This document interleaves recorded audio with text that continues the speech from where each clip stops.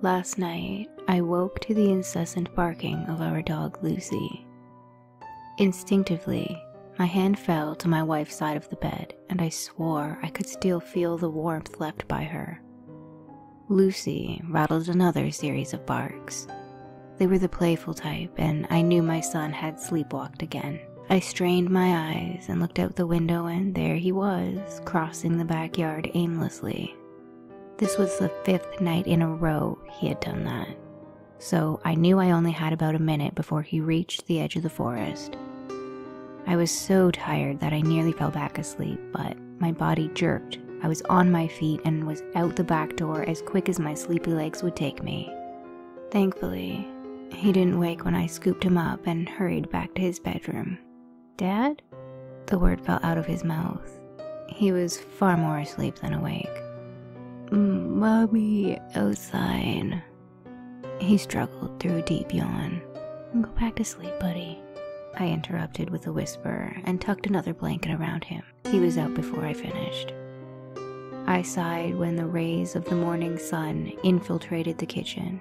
The hope to get any more sleep was destroyed, so I decided to put on some coffee and get dressed. I finished just as it was time for a quick breakfast and to put him on the bus. I'm worried about him. Fortunately, his sleepwalking wasn't affecting him as hard as it was me, and that eased my hazy mind. His school bus disappeared down the road, swallowed by a cloud of gravel dust.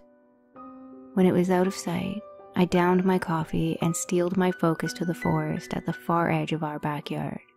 I was trying to find any signs of passage through the honeysuckles, but it only took a moment for me to realize how ridiculous that was.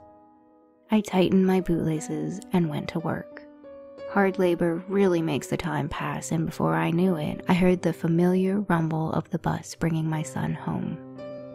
I scrambled out of the forest, wiping off any loose dirt, and stormed through the back door to meet him at the front. "Mommy home?" he greeted me, running through the door. "No, buddy," I said. "She isn't. Go shower up. Dinner is soon." I did my best to focus on his stories over dinner that night, and when he paused for a bite or to look away, I would steal a glance out the window where the dark depths of the forest beckoned. After I tucked him in that night, I took a seat on the back porch and stared hard into the night. It was more quiet and much darker than it should have been, and, as if on cue, the putrid, spectral form of my dead wife emerged from between the trees. Her course would put her at my son's bedroom window if I didn't stop her. I had time, though. She was progressing sluggishly, hovering just a few inches off the ground. She didn't notice me this time, and for a moment, I tried to remember the alluring and elegant woman I fell in love with. When I stressed hard enough, I could almost see her beauty draped over that rotten thing before me, the way she used to look. A pang in my heart professed the love I still had for her, but that didn't stop my anger from surging. I wished I could kill her again for what she did to me, to us. I was just starting to accept the way things were.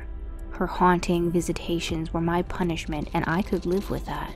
However, if I had thought for 1 second that she would draw our son into it, beckoning him the way she tries to do to me, I would have thought twice before ending her. I think it's time to properly and eternally dispose of her body instead of moving it again.